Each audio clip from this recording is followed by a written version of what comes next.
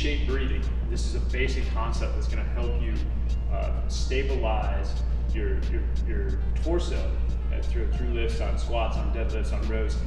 Basically anything that you do in the gym, especially when you're using heavier loads. If you start feeling low back pain or like you're overusing your low back on certain exercises, this can be a complete game changer from as far as a safety standpoint, but also from a performance standpoint. Is what this is going to allow you to do to pressurize, and when it comes time to move the weight, you'll be able to move it much more efficiently, a lot faster, and a lot more in a safe manner. So what you're going to do, take your thumb and index finger, you're going to make a C shape. You're going to put them right around your waist. Okay, it's about just you can feel those bones right here in the front of your hips. That's your iliac crest. You're going to go just above the iliac crest. Okay, so what you're going to do in this position, we're going to go soft knees. We're going to let our weight kind of find the weight in the heels of your feet, but keep the feet flat at the same time. Okay. Usually when people shift their weight to the heels, what they do is they end up curling up the toes as they do so. Make sure that's not you. Keep firm contact. You just got the weight shifted to the heels.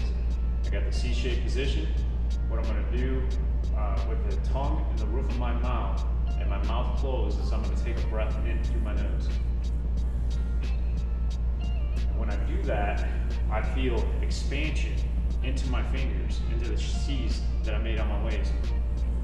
I feel that expansion increase, and what that is that's pressure. That's air pressure that we're generating in the abdomen that's going to allow us to move weight safer, to move it more effectively, to boost our performance. So, for example, if I'm getting set up and I'm doing a front squat, and I take that breathing and I apply that to my front squat, now I've created a much more stable platform to be able to shoot that weight back up as I'm coming out of the bottom. Or if I'm doing a deadlift, or if I'm doing an RDL, or even a bench press. It pretty much applies to any particular, any lift that you do in the gym.